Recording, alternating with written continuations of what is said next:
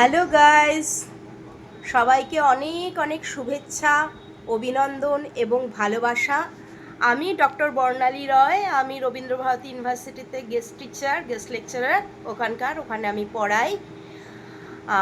আমার আজকে জন্মদিন, তাই জন্মদিনে আজকে একটা সুন্দর কথা না শেয়ার করে পারি না। এই যে আমার পিছনে দাঁড়িয়ে যিনি হেনা করছেন আমার মাথায়, তিনি হলেন সালমা। ও আমার শুধু হেনাই করে না, ও আমার অনেক সুখ দুঃখের জীবনের সাথী। আমার অনেক দুঃখের সময় ও পাশে থেকেছে, এবং সেটাই শুধু ওর যোগ্যতা নয়, ওর যোগ্যতাটা হলো গিয়ে ও আমার চুলকে এত দিন পর্যন্ত সুস্থ সবল রেখেছে। ওর হাতে যেন জাদু আছে। আমি আমার এক পাড়ার নেইবারের কাছ থেকে ওর সন্ধান পাই আজ থেকে 15 বছর আগে। তারপর থেকে ও আমার মাথার পরিচর্যা করে চুলের।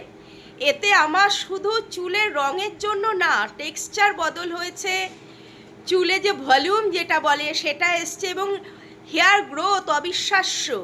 যে চুল যে আরও থিকনেস, আমার চুল খুব পাতলা হয়ে গিয়েছিল। তো আমি সালমার কাছে যেটা উপকৃত, আমি পার্লারে গিয়ে অনেক রকম ট্রিটমেন্ট করিয়েছিলাম, কিন্তু চুল পাতলা হয়ে গেছিল, চুল উঠে গিয়েছিল, মানে চুলের সেই সাংঘাতিক অবস্থা। আজকে আমি আমার এই সালমার কাছে, সালমা আমার প্রাণের সাথে, মেয়েদের তো একটা অনেক বড়, মেয়ে কি ছেলে সবারই একটা সৌন্দর্য হলো চুল, সেটা যে সুন্দরভাবে মেনটেন করতে এই সালমা আমাকে সাহায্য করে, এবং আমার চুল গ্রোথ হয়, চুলের থিকনেস বেড়েছে, চুল গজাতে সাহায্য করে। এবং এটা কোনো প্রমোশন নয়, আজকে আমার জন্মদিনে ও সালমা এসেছে, এই জন্য না বলে পারলাম না যে যে আজকে তো বেরোবো আমরা, যে সুন্দর করে সাজুগুজু করে সেজে গুজে বেরোবো। তার আরেকটাও হলো গিয়ে আমাদের সৌন্দর্যের চুল। এই চুলটা যদি ঘন না থাকে, পাতলা হয়ে যায়, দেখতে খুব একটা ভালো লাগে না।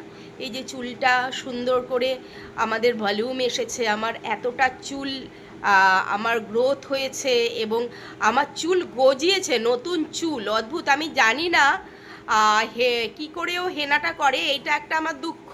আমাকে কোনোদিনও সিক্রেটটা বলে না সালমা, কিন্তু অসাধারণ অসাধারণ, এত মিনিমাম চার্জে অসাধারণ, এটা কোথাও সম্ভব না। তো সালমা জিন্দাবাদ, তুমি আমার জীবনে সালমা সারা জীবন থেকো এইভাবে, বুড়ি বয়স পর্যন্ত আমার চুল পাকতে দিও না। এবং চুল পাকে না, অদ্ভুত টাইপের।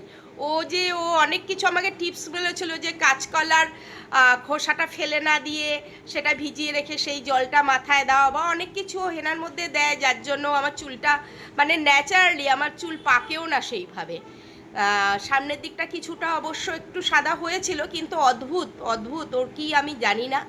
তো আমার চুল পাকেও না সেইভাবে। এটা শুধু জেনেটিক্যালি না, কিন্তু অনেকে বলতে পারেন জেনেটিক্যালি, এটা অবশ্যই নয়, কারণ আমাদের বাড়িতে অনেকেরই, আমার দিদি, বাবা, মায়ের সবারই চুল অল্প বয়সে পেকে গিয়েছিল। কিন্তু এটা বলতে পারি যে এই সালমার হেনার জাদুতে আমার চুলে খুব একটা এখনো পর্যন্ত পাক ধরেনি।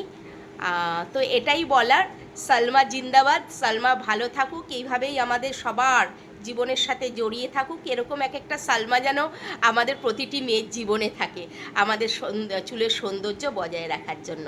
ধন্যবাদ।